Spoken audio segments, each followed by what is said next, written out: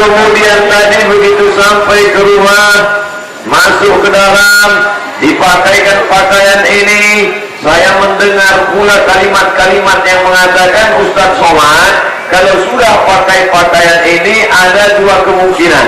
Yang pertama khitan, yang kedua akad nikah.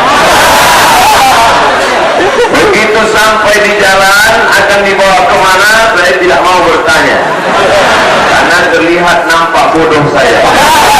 Maka begitu di jalan saya lihat adik-adik pakai jilbab, pakai cadar di atas. Saya berbisik ke telinga Habib Novel Al-Idrus, Habib, kita dibawa ke akhwat ya. Sampai di tempat yang mulia dan indah ini, rupanya kami diberikan pesejuk. Hati Abdul Somad yang panas terbakar, yang menggelegar berapi-api setelah disiram air sejuk lagi. Ada orang-orang yang sengaja ingin menggoreng masalah ini. Dia buat hati itu terbakar, mendidih, menggelegar. Dia ingin Abdul Somad akan datang ke Aceh menghasut, mengajak perang, hancurkan, bakar. Ternyata itu tidak terjadi. Kenapa? Karena di sini suasananya sejuk, tenang, adem dan ayem. Masya Allah. Bahkan ketika duduk di atas tadi, sejuknya sampai terasa seperti hujan gerimis.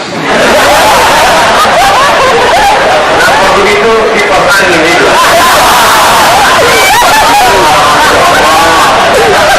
Begini masyarakat Aceh menenangkan hati orang yang panas. Jangan main-main dengan Aceh. Orang Aceh kalau sudah diteriakkan perang, Belanda pun lari tukang. Jangan bawa-bawa kepanasan di Aceh. Tapi orang Aceh juga bisa menyejukkan hati yang panas. Abdul Somad biasanya ceramah berapi-api, tapi tadi begitu konferensi pers dengan saudara-saudara wartawan sejuk. Malah Habib Novel yang berapi-api. Padahal beliau dari Solo. Saya malah terkejut.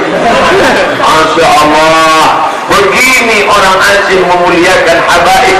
Beliau ini Habib, diambil dari kata hub. Hub artinya cinta.